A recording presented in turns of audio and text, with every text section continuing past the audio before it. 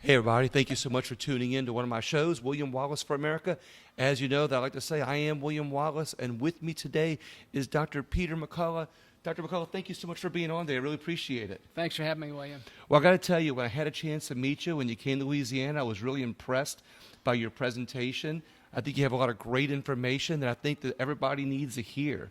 I really do. And so I want to bring you on. I got a whole bunch of questions, and you've been kind enough to lend me some time, so I'll get right to the questions. But first, I want to let you introduce yourself if anybody needs to know your qualifications. Sure. Thank you so much. It was great meeting you. That was a terrific program at Life Tabernacle Church. It was. In Central Louisiana. And I have to tell you, I was so impressed with you, Tony Spell, Woody Jenkins, and just the tremendous people in that area. By the way, our picture went viral on Instagram. Oh, awesome. Thank you so much. You've got a big following. But as introduced, I'm Dr. Peter McCullough. I'm a practicing internist and cardiologist here in Dallas, Texas. I spend about half my time in clinical care, the other half of my time as an author, as a reviewer, a clinical scholar, and many times a news commentator since COVID-19 has hit. I've been very involved in pandemic response. Have testified now twice in the U.S. Senate to bring critical information to America, multiple state senates, and I think I've commented on virtually every news channel out there when asked regarding my analysis of what's going on with the pandemic response, early treatment, what's going on with the virus itself, and then vaccine safety and efficacy. Well, I want to thank you so much for putting all that information out there for us, because not only are you qualified, but you're speaking out about it, and you're not telling people, hey, come see me as a physician.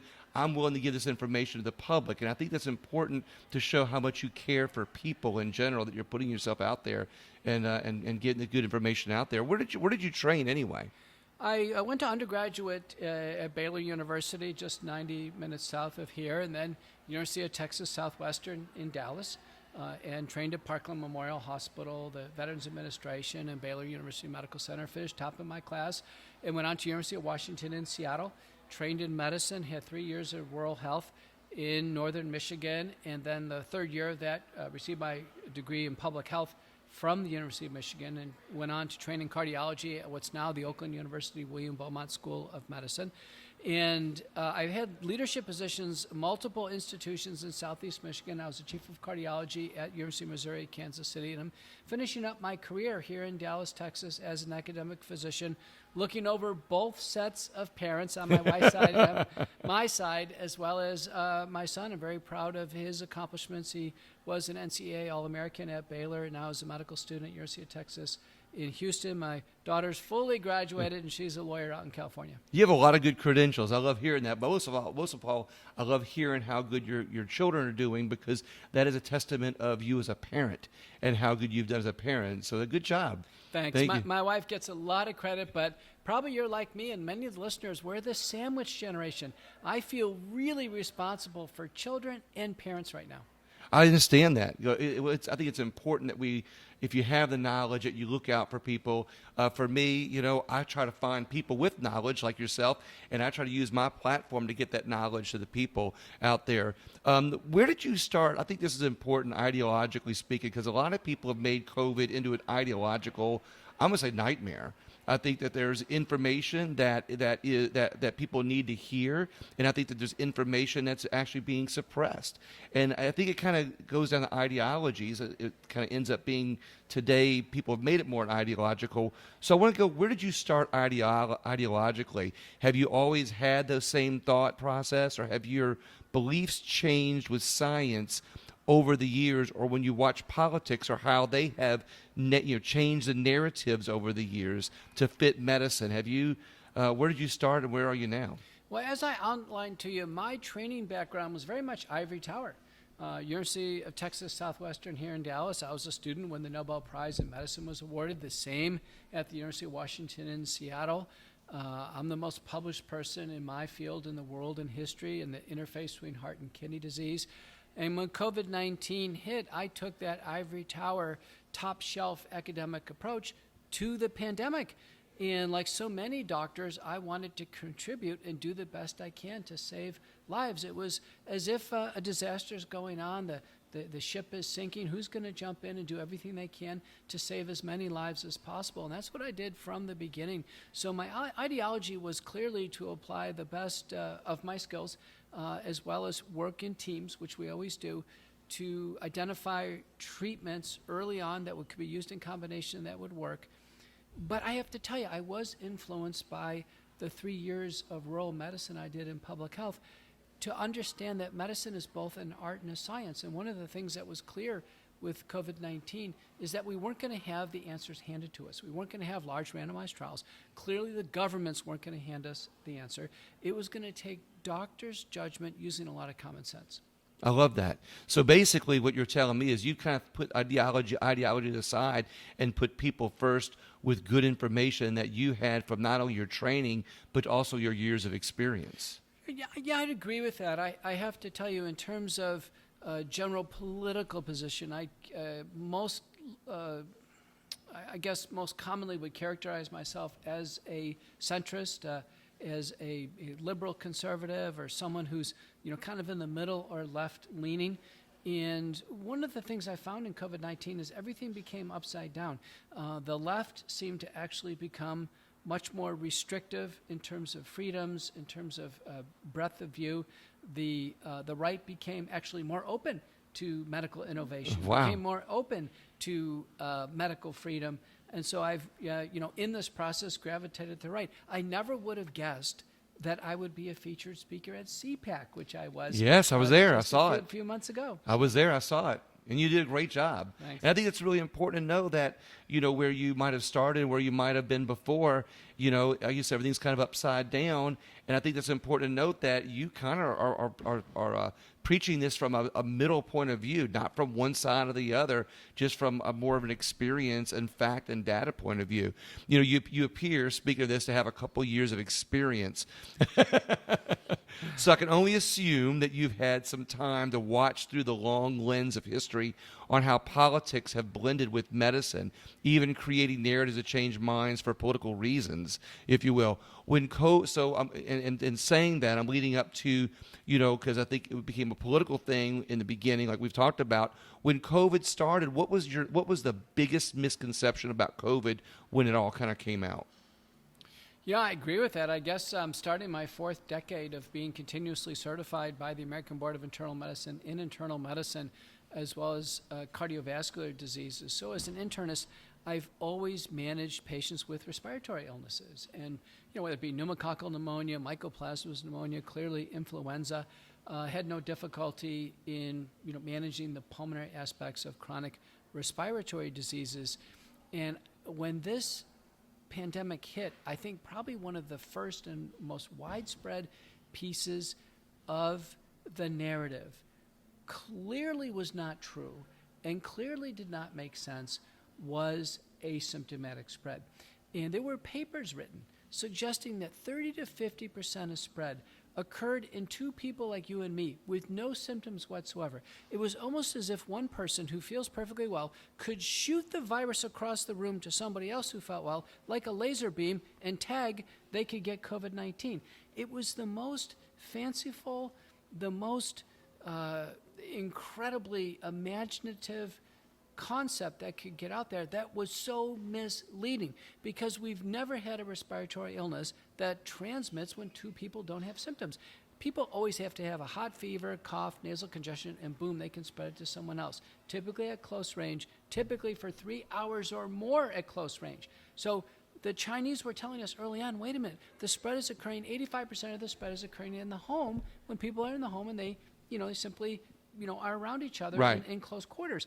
And these papers were written saying, wait a minute, the spread doesn't happen that way. The spread is happening through asymptomatic transmission. So we're going to calculate what's called R0 and different types of values to estimate the spread. So from the University of Washington in Seattle was what's called the Murray model. And this group was on TV saying it's going to spread in this manner.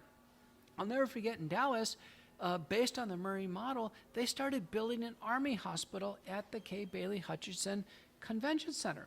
And they poured millions of dollars. They had thousands of cots, IV bags, ventilators, And, I got on the news, and at that time, I was a regular contributor in The Hill in Washington, and I wrote some op-eds. I said, they're never going to use that Army hospital. I'm an epidemiologist. It doesn't spread that way. We're not going to have a wave of patients, literally like a tidal wave, take Dallas down and fill up the convention center. The same thing happened in New York City when they floated that big rescue boat up New York Harbor. They basically didn't use any beds. They delivered a couple babies of women who didn't have COVID, but essentially it wasn't used. So asymptomatic spread was the biggest false narrative. It led to unnecessary lockdowns, social distancing. It led to off-label and completely scientifically unsupported asymptomatic testing. So people started to be tested before they got on airplanes, before they went to school, Right. the workplace, what have you. The World Health Organization says don't do asymptomatic testing. The FDA doesn't approve any of those tests for asymptomatic testing. It is completely illegal and off the rails from a regulatory perspective to ever test somebody with a nasal PCR or antigen test who does not have acute symptoms. So you have to have symptoms to be able to spread it. Exactly. So what we knew from the beginning was that all we needed was reasonable work and school policies. If someone started to feel sick, instead of toughing it out for the rest of the day, go home and be flexible there. Once we're home, to monitor symptoms, and if it looks like it's evolving into COVID, get a test and confirm the diagnosis. We only really needed to wear masks when someone was getting sick to go home. By the way, in the hospital, when someone's sick in the hospital room, we put on them. They put a mask on them to go down to the CT scan and X-ray, and that was fine. It was reasonable to wear a mask if you felt sick, to go out to an urgent care center and get a test, and then home, take the mask off. But masking should have only been for acutely sick people. Unbelievable. So, and here they threw us all in a great big old alarm over we didn't have any symptoms. Well, it was officially written. Now, the sequence of things, when 2020 hit, first couple months we were stunned. I published the very first anchor paper showing the world how to treat COVID-19 in August of 2020. A month or two afterwards, the Great Barrington Declaration was published. The Great Barrington Declaration was authored by Dr. Jay Bhattacharya from Stanford, Martin Kulda from Harvard, and Sunita Gupta from Oxford. And the Great Barrington Declaration, after 6 months of observation, said that all we need to do is protect our seniors. Let's make sure that we have good contagion control and good approaches. Only treat the high-risk seniors if they become acutely ill. Nobody else should do anything differently. If you get it, you have herd immunity, right? Well, And we protect our senior citizens and the immunocompromised better that way. That's a fair statement. So the Great Barrington acknowledged that probably a lot of people are going to get it, which indeed happened, despite everything. The CDC, as of October of 2021, estimated 146 million Americans have already had it by the estimating equations, and now with the Omicron outbreak. So most public symposiums, I get a show of hands. 80 to 90% of people raise their hands. They've already been through COVID. So we already have herd immunity then. You don't see spread here. Here you are in Dallas. No one's wearing masks. People are out. We're back to normal. No major outbreaks. Now, there will be occasional outbreaks from here to there. There's still susceptible pockets of people who have not had COVID. Right now, all the actions, by the way, is over in Asia. Korea, 93% fully vaccinated, having a big outbreak. No doubt about it. South Korea. So they're 90% vaccinated, and they're still having an outbreak. Yeah, because the vaccines don't work against Omicron, which is the current variant. Shanghai is having a major outbreak, and it's so interesting to watch the newsreels there because we've learned so much. Right. So, for example, I saw a newsreel this morning where there was a bunch of health officers, and they were wearing hazmat suits and space suits, and they were tackling somebody else and trying to stick a nasal swab up their nose. And what we learned is, of course, the virus isn't spread by your clothes. So there's no need for a hazmat suit. Right. So hazmat suits are complete. It's not Ebola. Yeah, It's not a radiation. It's not the leprosy or the... Right. So we learned that it doesn't spread by the cold, by the clothes. The only reasonable thing if you're dealing with an acutely sick person face-to-face is to wear a mask, not because the mask is foolproof. It's just that the mask would stop a big inoculum, cough, or sneeze. Like as a doctor, I wear a mask in the office and in the hospital. And I explain to patients, we can let it down if we want to. It's not the end of the world if we do or don't. It's just that when I'm working at close range, listening to a heart, what have you, and I do load up with a big sneeze, it's just, I think, a little bit more courteous. And so you'll notice your dentist, dental hygienist, people who cut your hair, people at close range is reasonable, mainly for a courtesy perspective. Masks don't work in providing safety. So the idea of, wear a mask and it's safer. Well, no, it isn't. There's 12 randomized trials of masking, 2 specifically in COVID. They basically have failed as a public health measure, largely because two people who don't have the virus, if they wear a mask, the mask can't possibly work because they don't have the virus. It should make common sense. The problem with common sense, sometimes it's not too common. When I go across the country, William, and I give lectures, the most frequent comment I get is, Dr. McCullough, you just seem to make sense. Everything you're describing makes sense. And I said, well, I'm just citing the scientific data. I'm not going beyond the range of the data. When the publication said 85% of the spread occurs within the home, that was from published literature. And when you talk to people, they say, oh, yeah, I got it because my wife got it. Or I got it, my kids got it. Or I got it because we were all together at Christmas. Most of the spread occurs at home. It makes sense. Well, and that's why I asked you in the very beginning about ideology and your beliefs, because, you're coming from a very centrist point of view. You're in the middle. You're not coming from one side or the other. You haven't made this political. You just made this about common sense and about just kind of what makes sense, in such a way that if we all stay calm, we get through it easier. Because if we all would have stayed calm on all this, the shutdowns wouldn't have happened. We wouldn't have spent as much money. A lot of things, businesses wouldn't be shutting down, and we would all have been in the same place today that we are had we not shut it down. And we wouldn't see things that we classify as being absurd.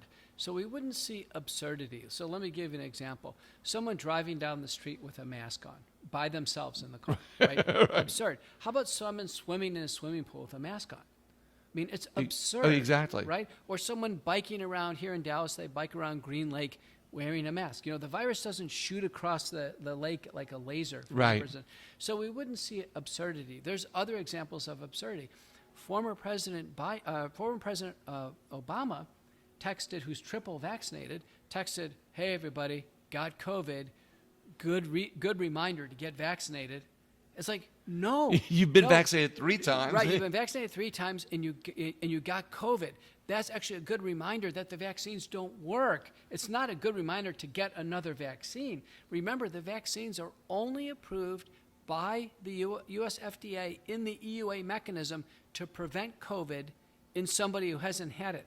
Once you've had COVID, it's too late to get a vaccine. Again, common sense. Exactly. So I've asked you about what the biggest misconception was when it started.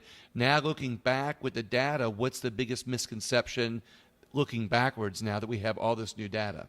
I think the biggest and most tragic misconception that rode all the way through it was this idea that it was okay to let the virus have its full run on our senior citizens and then try to save them in the hospital.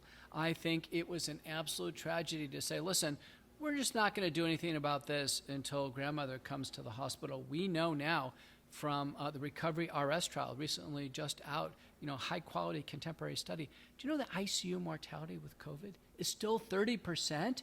30%. There's a recent analysis from Stupica and colleagues.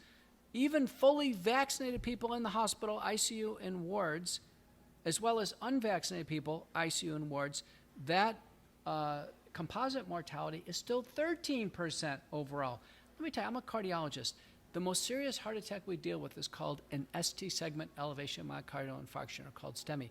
The contemporary mortality of a heart attack that people really get worked up over, 2%. So let me tell you what, COVID mortality is unacceptably high. It's too late to treat in the hospital. And looking backwards, that narrative of don't do anything until the patient is hospitalized, then start treatment, that cost the lives of probably nearly a million Americans now. And I think what happened with that is that some of that is tied to the narratives that we were hearing in the media and how political it became, that they now took power away from people that we could have saved actual people, instead they're listening to the narratives. We went through. I always talk about narratives on my show, and narratives can go one way or the other, and they can be good. Well, of course, usually bad, but they are used to affect us and our brains in certain ways. And that's why I'm getting to the narratives a lot and the political part about it a lot. Well, I tell you what, I know in news and I know in human learning, narratives are important. Narrative means to tell a story. But in medicine, that's not what we do. We don't tell stories. Exactly. We actually interpret scientific information, and we actually apply the art and science of medicine to each individual patient. What I was going to say is we've been through 2 administrations, 2 presidents, 2 White House task force, 2 Senates and Houses of and House of Representatives. We've been through 2 CDC directors. At no time did we ever have a full-throated statement to have doctors do everything in their power to treat patients to reduce the risk of hospitalization and death. There's 2 bad outcomes, hospitalization and death. And I think if you told everybody, listen, you could get a virus, but you're not going to be hospitalized, and you're not going to die, everybody could get through it. Now, it must be obvious. Again, this is a test of common sense. Right. In order to prevent a hospitalization in a high-risk patient, we have to do something before the hospital. It should make common sense. Exactly. To prevent the hospitalization, it's too late to start at the time they enter the hospital door. So we must do something sooner.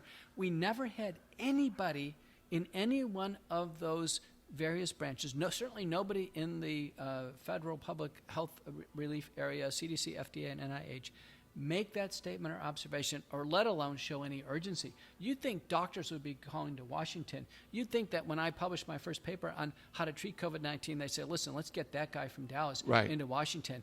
You would think that when former President Trump was treated with what's now known as the McCullough Protocol, where he received drugs in sequence, vitamins and supplements, he previously was on hydroxychloroquine, he received the Regeneron monoclonal antibody, received corticosteroids, these drugs in combination. You saw how he's in his 70s, he's overweight, and he breezed through COVID.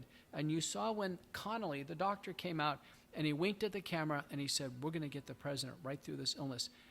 America should have taken note and said, you know what? When my grandmother gets sick, I want the same treatment.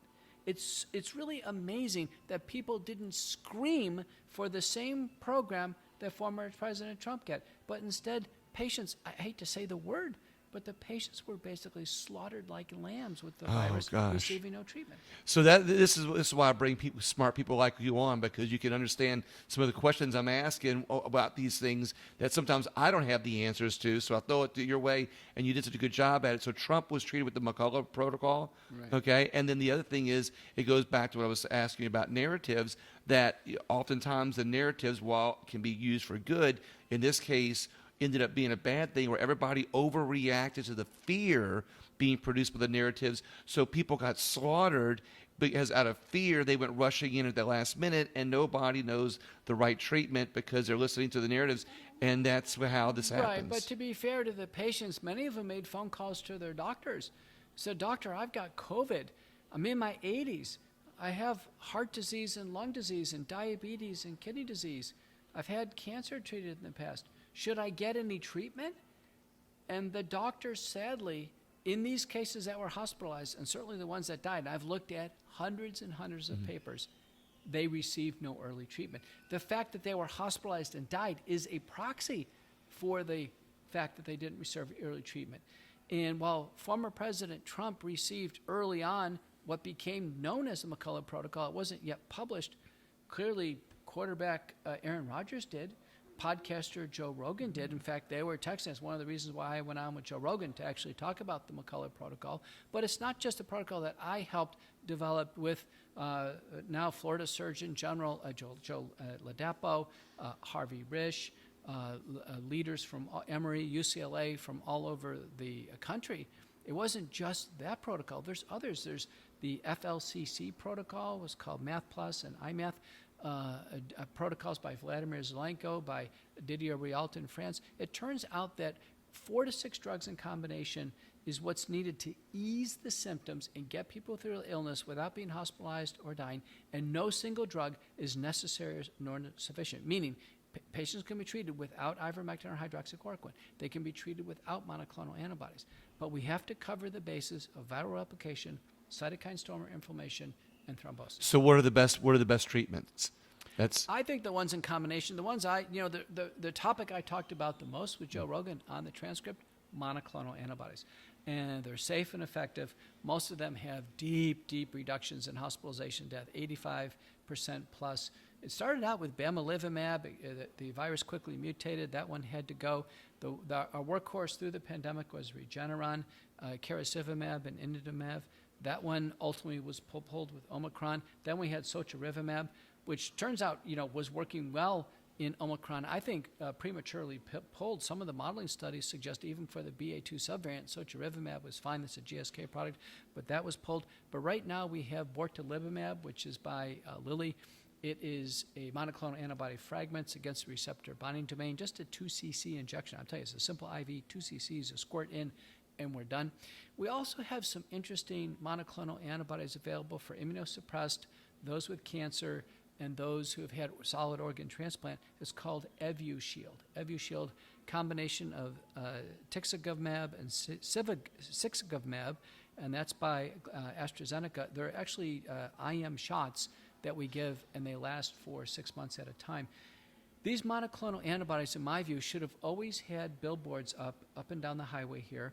They should always had wayfinding for our seniors. They always should have been stocked at nursing homes. That we should have, our transplant program should be featuring EvuShield.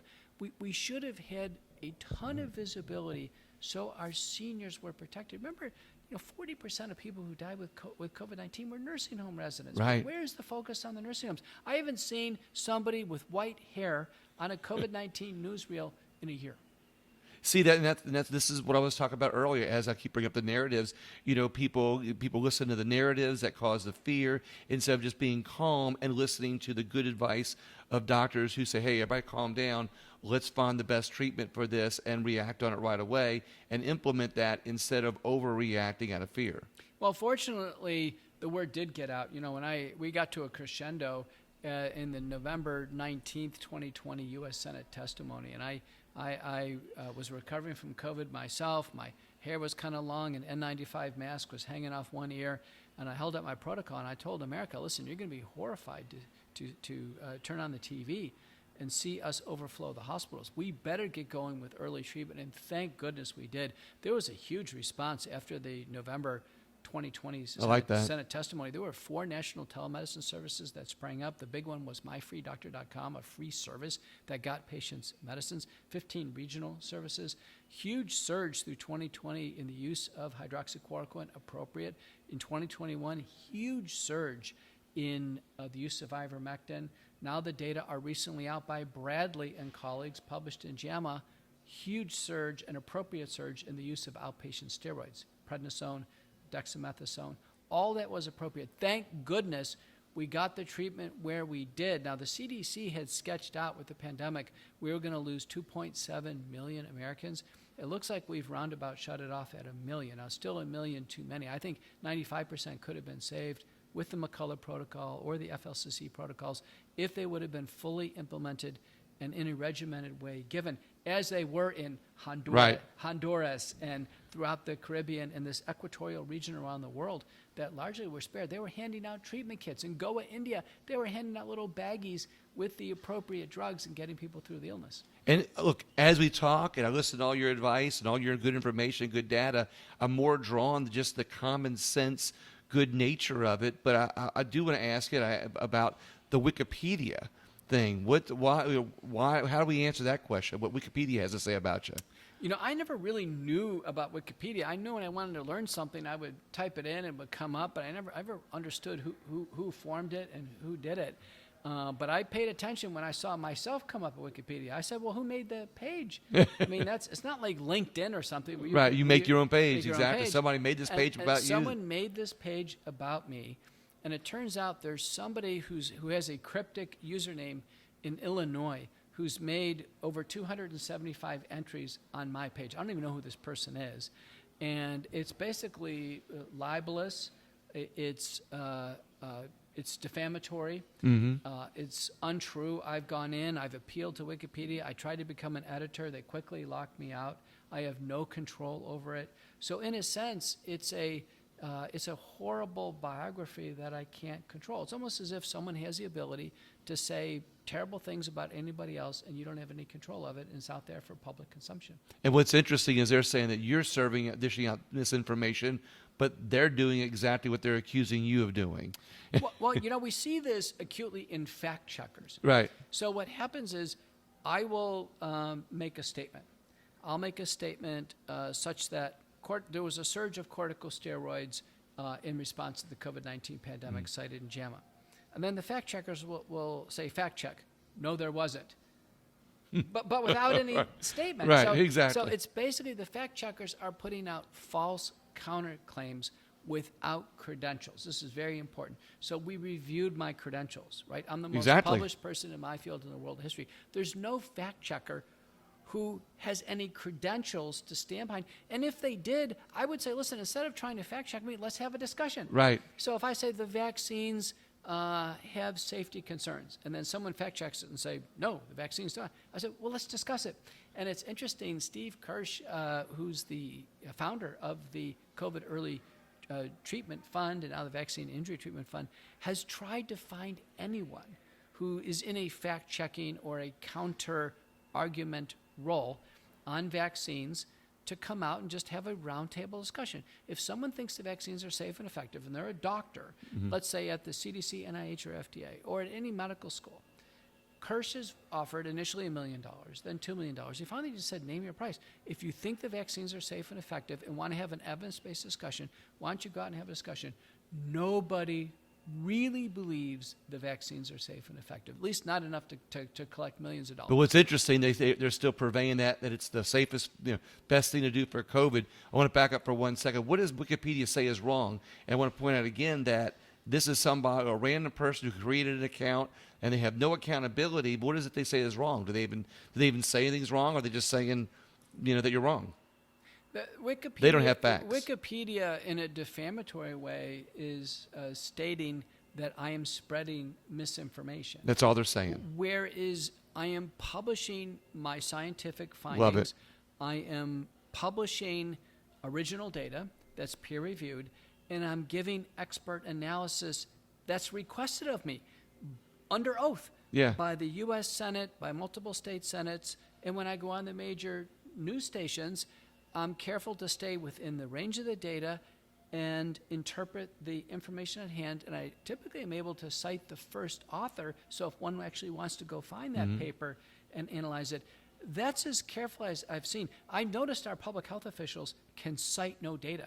They'll simply come on and make some unanchored statement, and that's not good discipline. High-quality doctors can always cite the data. I love the fact that you can hang your hat, so to speak, on the data and facts and proof and be able to say, hey, here's the source. Go look at it yourself on the information that you're getting out there. I think it's very important to point that out. What are the major statistics that are alarming for our society? What do you think are the major stats that we need to be looking at that people should be alarmed at that prove that people, what people can find? For instance, what we just now talked about, all these things you're talking about, where can people find those statistics? Where can people find that data themselves? Well, the best source is always to go into PubMed, or the National Library of Medicine. PubMed, that's the National Library of Medicine database. It goes back from the very start of biomedical research. If you type in my name, you'll see over 660 citations. Now, each one of these are vetted papers, where the papers are written, they're submitted to a journal, they go through an arduous process of review, and then answering questions, rebuttal letters, finally an editorial decision. I mean, it's what we rely on. Yeah. And 660 is what I've done. The majority are first authored or as senior author. Those are the two responsible positions there, sometimes as a middle author, as a contributor. But over 56 now in COVID-19 itself. And so I stand behind those papers. They're going to be in medical history forever. I love this. They will never go away. Now, there are other sources of information that because we're moving so rapidly, we can't wait for the peer-reviewed system, so we rely on what's called the preprint service system. That would be MedRx, ResearchGate, Authoria.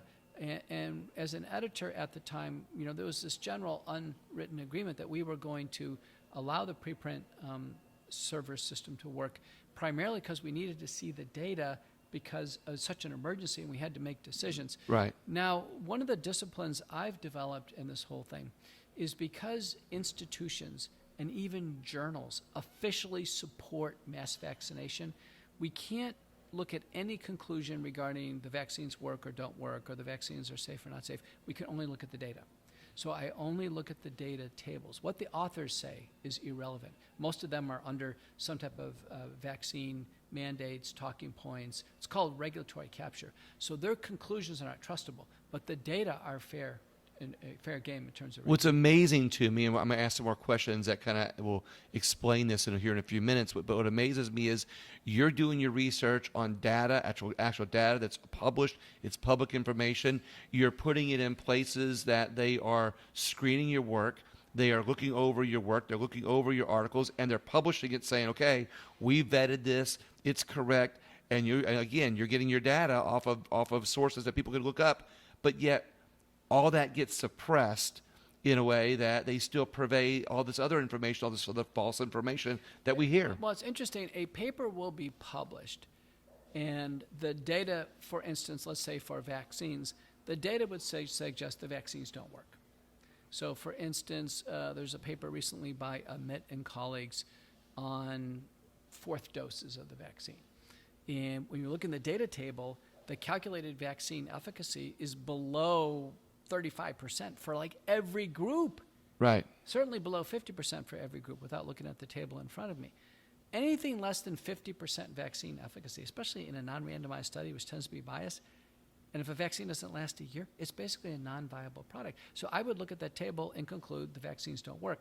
Conclusion of the author, take more vaccines. So we have right.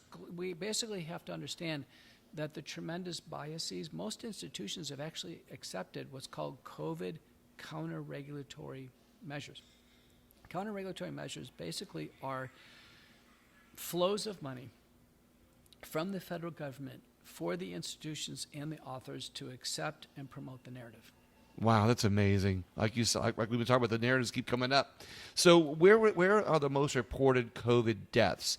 In the first year or in this last year?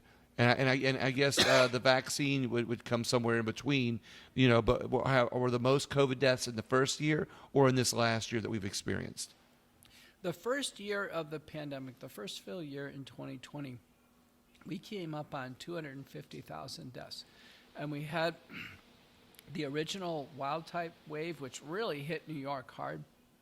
And then we had the alpha wave later on, which hit almost all cities. It hit Dallas. So COVID was actually more severe in the 2020 timeframe, and we had 250,000 deaths. But when 2021 hit, we had not only COVID, but we actually had the vaccines, and both contributed to death substantially. So in 2021, that year alone, 750,000 deaths. So 3 times more people died of COVID after the vaccine than died before the vaccine. That's correct. So there are now analyses, one by Subramanian, Kampf, and Beatty, showing the more we vaccinate, the more COVID deaths we have. That's shown in over 145 countries. So there's a relationship. Keep vaccinating hard, we'll have more COVID deaths. I'm just astonished. It's almost like I want to pause on that for a second, because when you think about that, you're going off of raw data from 145 countries. These are published analyses. Again, Subramanian, Kampf, and Beatty. I'm not making this up. These are published studies.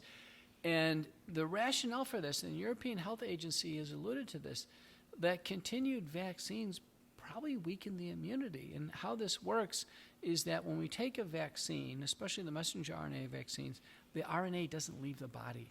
It's been found in the lymph nodes now for a couple months. Paper by Hulkin and colleagues from Stanford has shown this. This is really disturbing. So the immune system is busy trying to clear out the messenger RNA. What makes matters worse is that the spike protein, the dangerous, lethal part of the virus, is produced by the genetic vaccines. That stays in the body probably for almost over a year. And the person to cite there is Bruce Patterson of IncellDX. He's got the sample database, both COVID-19, respiratory illness, and vaccinated. So the immune system is hyper preoccupied with clearing out messenger RNA and spike protein. You can imagine, then you get another COVID infection. Vaccine immunity doesn't cover a recent variant. The immune system is distracted, and things get worse. So that's the case in Israel. It's the case in Scotland. The UK is showing this data right now. The unvaccinated look great in these analyses. The progressively vaccinated look the worst. And what's interesting is that now we're talking about COVID, but we're talking about also vaccine injuries. There are people that are coming up with all kinds of different illnesses after the vaccine. So are those numbers being reported in the deaths, or are they just being kind of pushed off to, that person died of heart disease, or that person died of something else? And then also were the people that were dying of COVID, or the numbers of people that died of COVID, do they include those people that died in a car accident, but yet they tested for positive? So they just said that it was the COVID that killed them, not the car accident. You know where I'm going with that? It's true. So let's look at those different crossing of numbers. So there is COVID, the respiratory illness, no vaccine at all, and someone dying in the hospital of a respiratory illness. Okay, that happens. Okay. Now, there's only a few papers that have actually really, really adjudicated. One is by 1040 et al., Ivy Network, published in JAMA. Among those fully vaccinated in the hospital, they really had COVID. I mean, they knew they had it. You could see it in the data table. The mortality was 6.3%. Of those unvaccinated, of which there were more unvaccinated in the hospital in the 1040 paper, the mortality rate was 8.6%. And it was statistically not significant. But that paper, you could say, listen, that was COVID, the respiratory illness, superimposed on the vaccinated and unvaccinated. We have papers from the prior to vaccine era, so we can look at that. A good set of papers comes from the Stop COVID registry, of which it's out of Harvard, and I'm an investigator. And there, the contemporary mortalities all the way through were 30% for ICU patients, much higher for those on the ventilator. Again, no vaccines involved. Once we enter the vaccines, now we got to have a great confusion of, did they die of the vaccine, did they die of COVID, or did they die with COVID? And the point example would be former Secretary of State Colin Powell.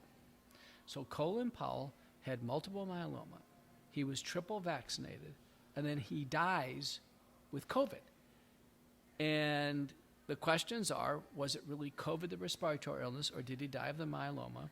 Did the vaccines actually accelerate this? They clearly didn't prevent COVID. Right. And so there's case after case like this, because if you think about this, if half of America has had COVID-19, the respiratory illness, by the fall, and let's say 80 to 90% have actually had it now, and 2/3 of Americans have taken a vaccine, you can see the overlap.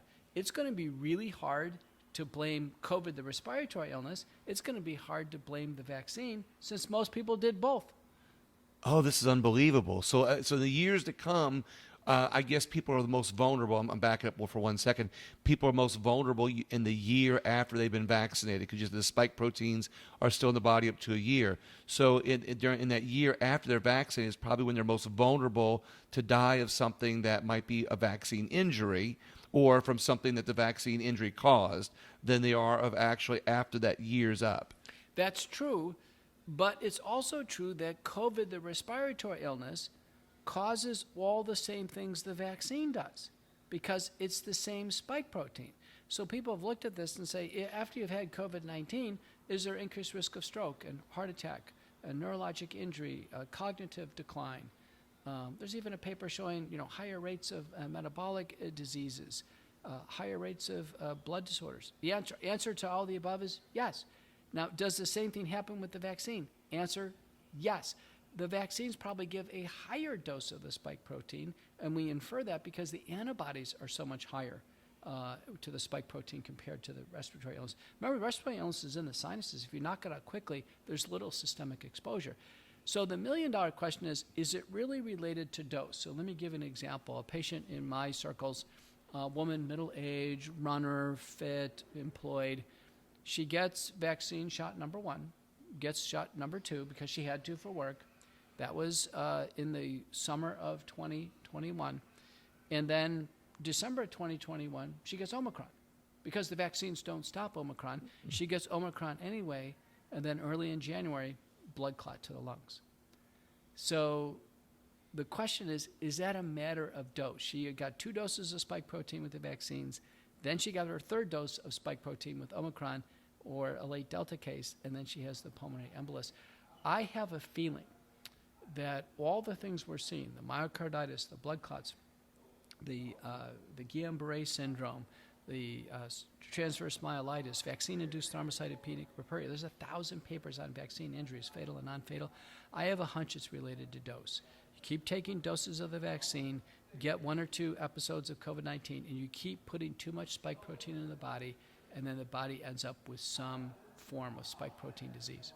So what I'm understanding as just a layman and not being a doctor, it's almost like if you get COVID, you've got a chance for all these things, but the vaccine is also almost like a multiplier effect.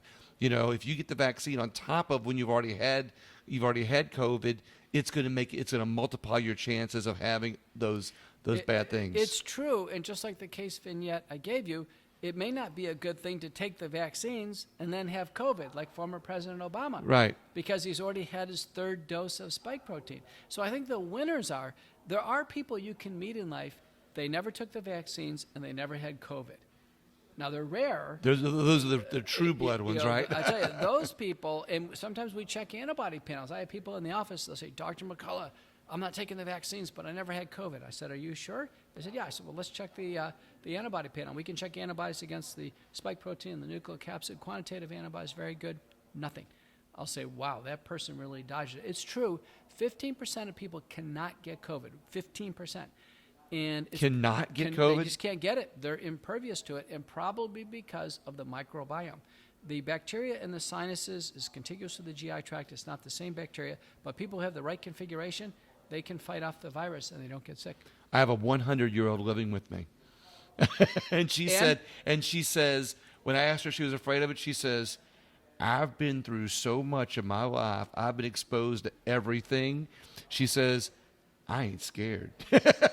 Remember, she lived through the era of no antibiotics. I have a 98-year-old with me now, and I had to actually look at a prescription recently, and I think the date of birth is 1923.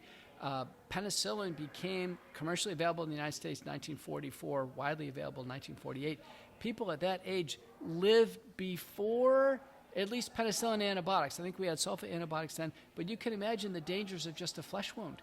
Right. You couldn't use it, or a staph infection we couldn't control. That's amazing. We'll have to talk more about that later. But so, being a cardiologist, you know, can you say you've had hands-on patients that with the dangers that have had all these dangers of the vaccine, and so have you experienced both sides? People that haven't had the vaccine, have had COVID, experienced these dangers. People that have had it have had both. You've experienced and seen the vaccine injuries, and you've seen all these different cases? Yes, I can tell you, I've seen it all. I've even, in tough situations, made some house calls, people in my church and others. And I have to tell you, I've listened to the lungs of acutely sick patients with COVID. A lot of doctors never have because they're afraid to catch it themselves. The lung exam is distinctly unusual. There's nothing that sounds like COVID with the stethoscope, just like there's nothing that looks like COVID on the CT scan or chest x-ray. I got to tell you, it's very distinctive. It's a very distinctive illness because it is a combination of viral replication, cytokine storm led by an interleukin called interleukin-6, very unusual. Interleukin-6, by the way, comes from human fat cells. That's usually why the obese, I think, do so poorly with COVID-19. And then also micro blood clotting. We have never had a virus that causes blood clotting. People have said, oh, COVID-19, that's just like the flu. No, it isn't. The flu doesn't cause blood clotting. It's a completely different illness. And so, yes, I've seen it all. I'd just say in general, COVID-19, the respiratory illness, if it's severe, let's say a senior citizen gets no treatment for 2 weeks, comes in the hospital and spends another 6 weeks in the hospital and on the ventilator for 2 weeks, watch out. That person is going to finish up with what's called an organizing pneumonia, meaning it's not infectious pneumonia, but it is a terrible lung problem. I have some patients in my practice. The lung exam is markedly abnormal for months. The CT scan shows tremendous damage to the lungs, and the patients need oxygen for months. So that's the reason why people must be treated early so we don't end up with this awful post-COVID organizing pneumonia. Now, additionally, there are patients who clearly develop blood clots with COVID-19, without any vaccine. Right. And I've had patients develop blood clots, no vaccine, and interestingly, or actually alarmingly, the blood clots last for over a year. We have it on blood thinners, and they don't go away. And I think it's because the spike protein is laid down with the infection, is still promoting blood clotting. How long does it take the body? How long do you think it's going to take the body to get the spike protein out of your system for COVID patients or for vaccine patients? Bruce Patterson published on the MedRx preprint server, respiratory infection on the long end, 15 months.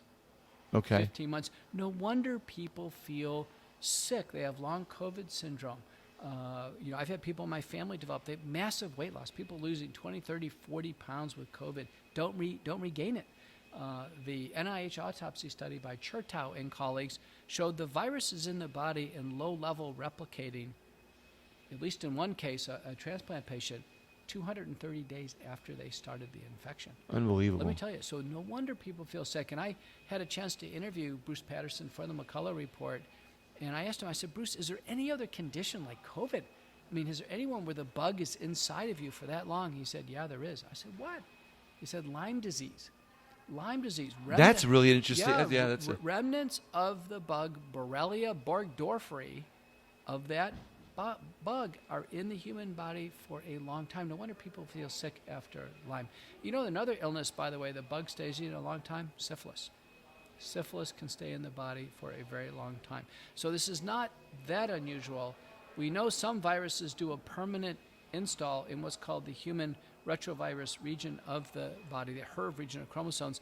The viruses that do a permanent installation are varicella zoster virus, which is the chickenpox virus. Right. So you get chickenpox, you can get shingles later on. Yeah. And the same thing, Epstein-Barr virus. You can get mono as a kid and then actually later on get sick as an adult with what's called Epstein-Barr virus reactivation.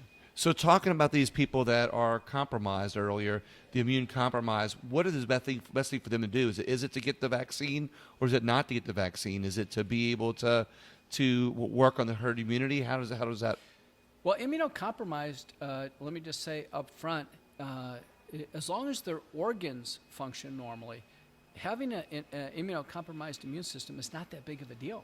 Because remember, when people get sick with COVID, the problem is the immune system is too robust. We actually give steroids as basically immunomodulators. So it's not a big deal. Someone says, oh, they're a transplant patient and they got COVID. I don't worry about it too much because they're already on the drugs I would use to treat COVID anyway. So it's not that big of a deal, provided their organs work okay. Now, there are multiple studies of vaccinating transplant patients or immunocompromised. Even with the flu shot, it's basically useless.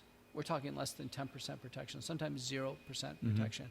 And so I think that's the reason why the Evu Shield now is on the market. So for those immune compromised patients. Yeah, so let's say I had a frail patient with a renal transplant or a frail patient with a cardiac transplant. I would never use vaccines, by the way, in cardiac patients because they cause heart damage. So Pfizer and Moderna have official FDA warnings causing heart damage. So someone with heart disease, they can't afford to sustain any heart damage. That should be common sense. Exactly. And I was asked on Fox News one time by Laura Ingraham. She goes, Dr. McCullough, there's a heart transplant program that's actually forcing the vaccines on the heart transplant patients. And I said, well, they have warnings causing heart damage. These patients are barely surviving with and this is public information. Yes, they're barely surviving with heart failure. We don't give a toxic medicine to someone with heart failure. It's just, what about Crohn's disease? Crohn's disease is a gastrointestinal inflammatory disease. It's interesting that many of them are on what's called tumor necrosis factor modulators, Humira, Remicade, what have you. Those individuals would qualify for the Evu Shield long-acting monoclonal antibodies now. AstraZeneca, our media is not giving patients any notice of this. There's no billboards. By the way, our medical schools have given no public programs to their patient community for COVID-19. I mean, what a tragedy. Wow. Well, and you think it's still a personal decision. I mean, what do you say to people that we've had all this information on both sides of the fence and, the whole misinformation, all the narratives, and you still think it's a personal decision. I mean, you've got this set of information over here, and you're not, from what I remember, you're not anti-vaccine. You're kind of like, just giving the warnings and the common sense approach to this vaccine and this approach to COVID. But what do we say to people about the personal decision? Yeah, where there's risk, there must be choice. I think that's pretty clear. I was walking down the street yesterday, and one of my neighbors popped out. They just had a baby. And we talked about their new baby. And the question was, Dr. McCullough, with all the concerns on the COVID-19 vaccines out there, should we trust the regular vaccines? I said, listen, I always have. I took all the vaccines. My kids took all the vaccines, measles, mumps, rubella. As a cardiologist, boy, I was anxious to take the hepatitis B vaccine. I wanted protection against getting a needle stick injury. I was working with needles a little bit earlier today, and I thought about it. Boy, if I stick myself, and that person has hepatitis B, it's good I got protection, right?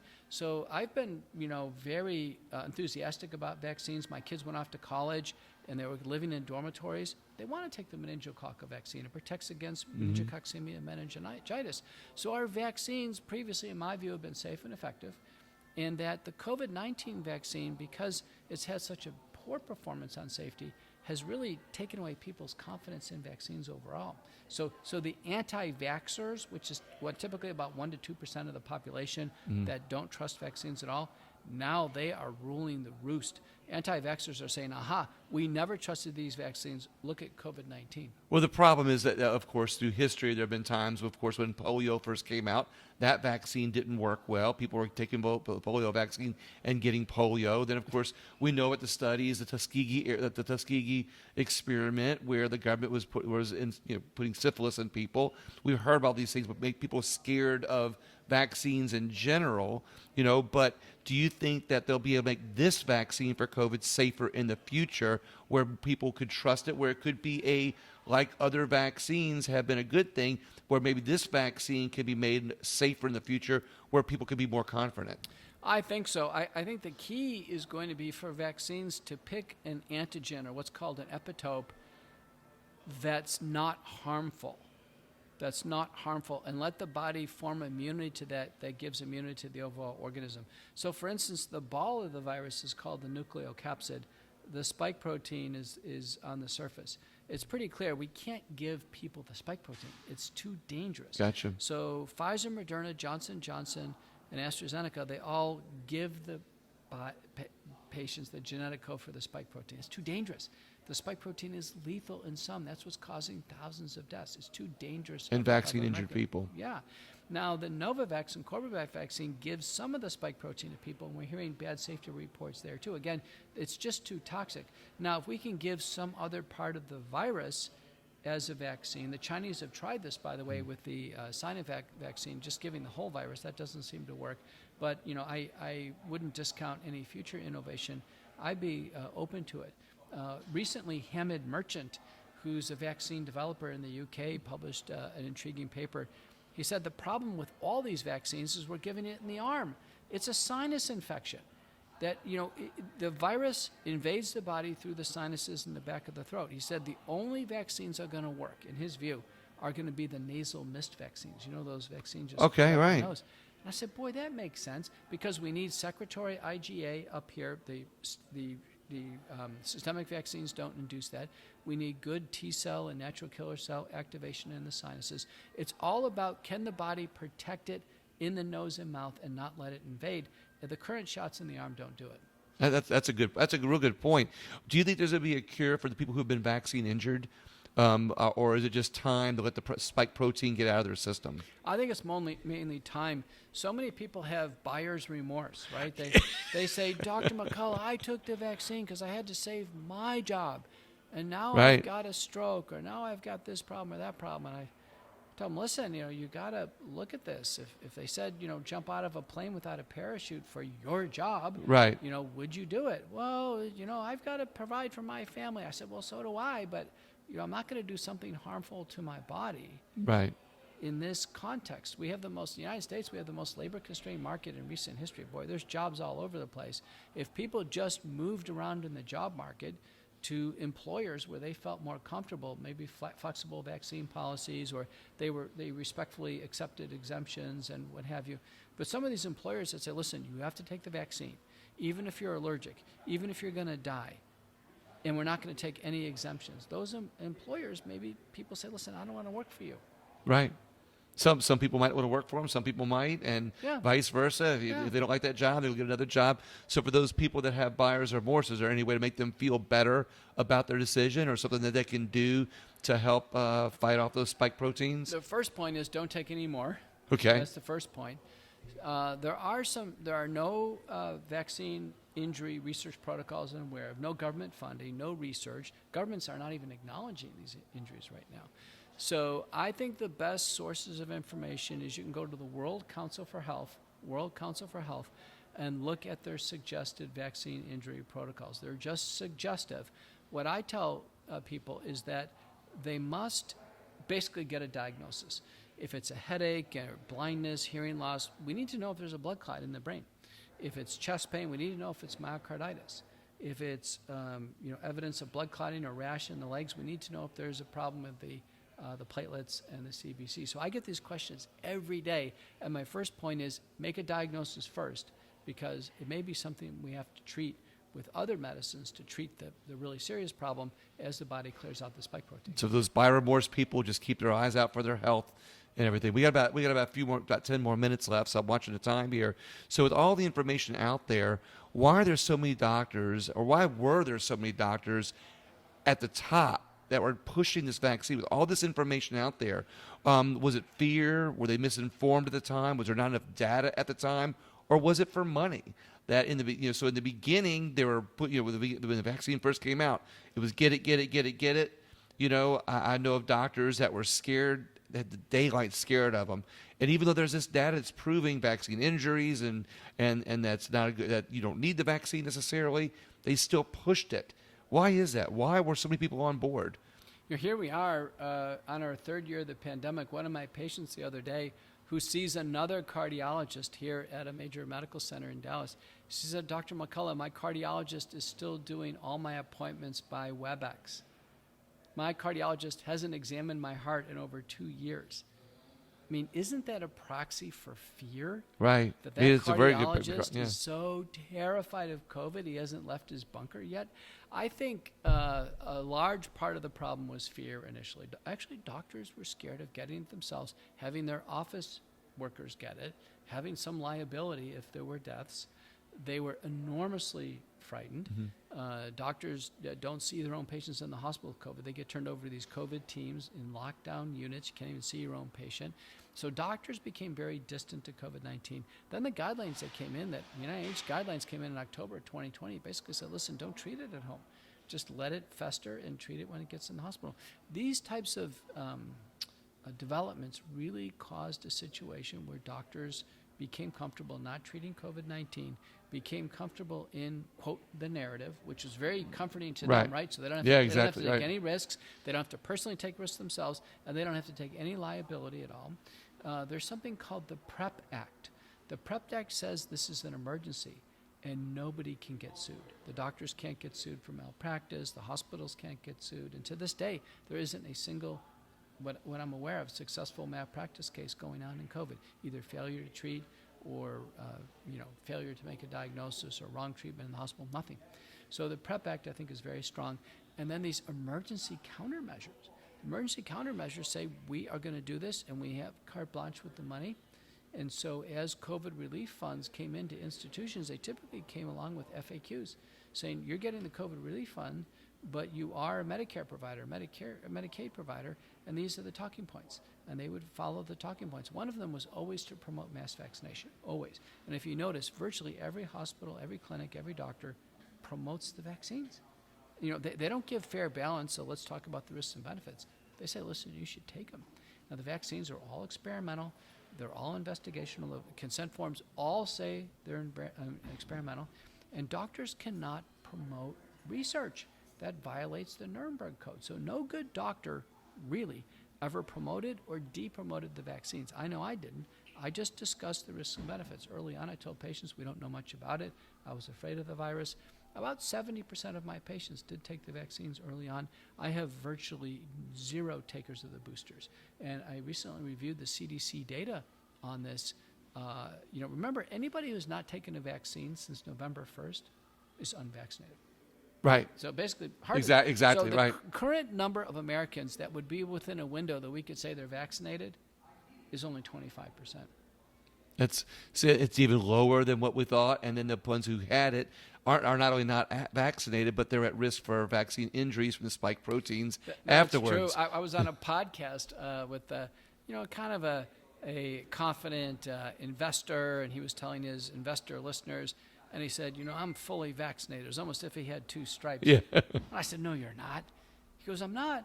I said, when was the last time you take a shot? He goes, I took it last summer. I said, you're unvaccinated. So some of this misinformation, or some of the reason why these doctors are so fearful, was some of it was or pushing the vaccine, some of it was fear, some of it was misinformation, and then some of it was money. But it may not have been money directly to the doctors, but to the health systems. And the health systems, they either directly or indirectly employ the doctors. But come on, if you're a doctor and your office is in the medical center and you're paying rent to the medical center and you're on medical staff, and all these emails and talking points come down and say, listen, just go with the vax. Support the vax. It's almost like the vaccine gives a doctor or gives a medical person or a medical facility or even a business, it almost like gives them protection from being sued. So if something happens, we told her to get vaccinated. It also gives them intellectual protection. Meaning, I'm a doctor, COVID's not my field, I'm generally following this, and my health system says take the vaccine. So why did so many doctors turn against other doctors also in this? Because a lot of doctors are turning against other doctors. They are in the context of doctors who are stepping out and treating COVID-19. So the doctors who came out and treated COVID-19 are furious with these hospitals and health systems that aren't treated. And I tell you, the ERs, the urgent cares, and the big health systems that did not treat COVID-19, they're getting pounded. They're getting pounded, and actually shamefully so, for not treating patients. And I tell you what, the most embarrassing thing is these patients in the hospital are getting undertreated, and the families take them to court and say, listen, we want ivermectin, we want colchicine, we want full dose steroids, we want full dose anticoagulation. And then the hospitals say, no, we're not doing it. That's not in our protocol. And the patients get denied treatment and they die. And the families are furious. Sometimes the courts prevail in the side of the family. And then the courts tell the doctors, give them ivermectin, treat them correctly. And then by court order, the doctors and the hospitals are forced to treat the patients correctly. Historians are going to record this. There's a paper in JAMA by Christine Burns of the Academy Group. And Burns has concluded that only 18.5% of the hospital protocols are trustworthy. And only about 9% have any type of commitment for ongoing review and quality.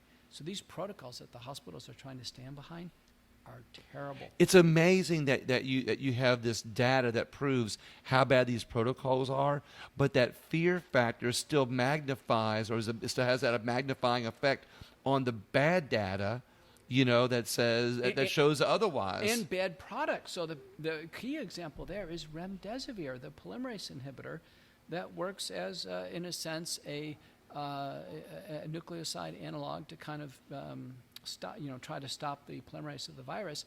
There, the studies in aggregate show more deaths with remdesivir than placebo. The World Health Organization carefully deliberating this. They held panels, meetings, ethicists, critical care doctors. The World Health Organization in 2020 concludes, do not use remdesivir. Do not use it. The European Society of Critical Care separately puts out, do not use it. And yet, given the regulatory capture in the United States, patients are still routinely given a drug which is advised against and leads to more deaths than placebo. So families come in and they've learned about this. They say, do not give me remdesivir. Yet the hospitals are eager to do it because they get a bonus to the hospital system for giving remdesivir. So this is the tension that's out there. Patients know the WHO recommendation. The patients will tell them, listen, I want you to follow WHO. They say, well, we want to give you remdesivir. I say, well, we don't, our family doesn't want it. And then the tension is there. So there's a lot of high emotions regarding remdesivir. And if it was me or my loved one, I think I'd just follow the WHO advice, which looks pretty good. Don't use it. Don't use it, but the money and the narrative pushes it still. So we got a couple minutes left. I want to fire a couple questions at you because I know we're almost out of time. How should the pandemic have been handled? 4 pillars of pandemic response. A team on reducing the spread of the virus. Now the most effective thing is actually using the oral nasal washes with dilute povidone iodine, dilute hydrogen peroxide. Should have had a team on that. People should have learned oral nasal hygiene from the very beginning. We blew so much time on masks, social distancing, and hand sanitizers, when in fact the virus is right here in the sinuses. That's number 1. Number 2, a team on early treatment, because the drugs were complicated and we needed protocols. And all high-risk people should have been treated. At least 25% of adult primary care should have been treated when they got sick with COVID-19. A team on late treatment in hospitals, pillar number 3. We need to improve hospital care. I should have gotten remdesivir out of U.S. hospitals a long time ago. And then pillar number 4, vaccination. We should look forward to safe vaccines, but limited. Nursing home patients and workers, that's where all the outbreaks were. Focus on safer vaccines, like we talked about earlier. And limited. The idea is, vaccinating a senior citizen with a safe vaccine makes sense. Vaccinating a little 6-month-old is What about immune-compromised people? Over the line. The vaccines in immunocompromised sadly don't work. That's the reason why I think the Evu Shield makes a lot more sense. I love that. All right. What is the thing we can do to help us with COVID in the future? You've got a vitamin protocol. You've talked about the nose wash, and I know you said you had the 4 pillars, but talk about the vitamin protocol real quick. Yeah, I'm not an expert on nutraceuticals and supplements. I'll just say this, that most adults who are on forms of diuretics or have high blood pressure, they're zinc deficient. So during the setting of acute illness, to use zinc, not zinc every day, but in acute illness. The one vitamin that seems to have an exquisite relationship with COVID-19 is vitamin D. Every single study shows vitamin D deficiency related to higher rates of COVID and COVID death. Conversely, vitamin D supplementation related to reduced risks of COVID and death. And it's so inexpensive and cheap. Vitamin D levels of over 50, almost a perfect track record in not dying due to COVID. Now, vitamin C in acute treatment, but at high dose, 3,000 milligrams a day. Quercetin, a polyphenol supplement, twice a day, again, and during acute treatment. And then one last thing I'd say over the counter that we learned, there's an antihistamine, antacid, that does impair the viral replication, famotidine or Pepcid. I heard that from the very beginning, yeah. Former President Trump took it, but we need to take 4 times the daily dose. So it would be 80 milligrams a day. That's called the OTC bundle, over-the-counter bundle. You see it in the McCullough Protocol. Go to truthforhealth.org and download. Is that your site, truthforhealth.org? Truthforhealth.org, America Out Loud Talk Radio, Association of American Physicians and Surgeons. They all use the McCullough Protocol. What site can people go to get you? If people want to hear your information. The best, I did a report to the country this weekend, America Out Loud Talk Radio, the McCullough Report. I just did Pulse today. So I'm on Wednesdays answering questions. Anybody who has questions like this, you can go on America Out Loud, get your questions answered. And people, they submit a question. They want to know if get selected. And we organize them into themes. And then the full McCullough Report comes out on Saturdays and Sundays, and then it hits the podcast network on Tuesdays. 2 more quick questions. Do you think other countries are going to drop their requirements for COVID testing eventually? I think they will. You saw the UK drop things across the board. You saw mandates for vaccines drop in Starbucks, GE, United Airlines, FedEx. The leading companies are dropping it. MGM just dropped it. I can tell you we are on a good note right now. Listen, there's going to be little flares. There's a little flare in Washington right now. There's a flare in Philadelphia, New York. We can manage this. Most recent studies show the hospitals are essentially empty. So, we can manage this with outpatient treatment. We don't need to lock down. Again, lockdowns cause harm, and we have to move on. Last question. I always like to ask all my guests, what unites us as Americans? What makes America great? I used to ask you those 2 questions, but it kind of ends up being about the same one. What unites us as Americans? What makes our country great? I think freedom. It's clear. We are uniting around freedom. What type of freedom? Medical freedom. People want the freedom to decide what they do. They want the freedom to decide mask or no mask, vaccine or no vaccine, treatment or no treatment. People want medical freedom because it's the principle of autonomy. It's only your body. Only you can decide. You can't have somebody decide for you what's going to happen to your body. So that's the reason why people are en masse. We've had a big rally in D.C. on January 23rd. We just had a big one in L.A. on April 9th. And let me tell you what, America is speaking. They want medical freedom. Love it. Dr. Peter McCullough, thank you so much. I really appreciate your time. Thank you very much. Everybody else, look, if he's giving his website addresses. If you want to hear more about him, please visit his sites. Please look at his information. I think as you see in a piece from here, you can find other interviews and find out he speaks from a common sense, caring point of view. Please, as always, share the video, share the interview, and share the podcast. Thank you all so much for tuning in to my show, William Wallace for America.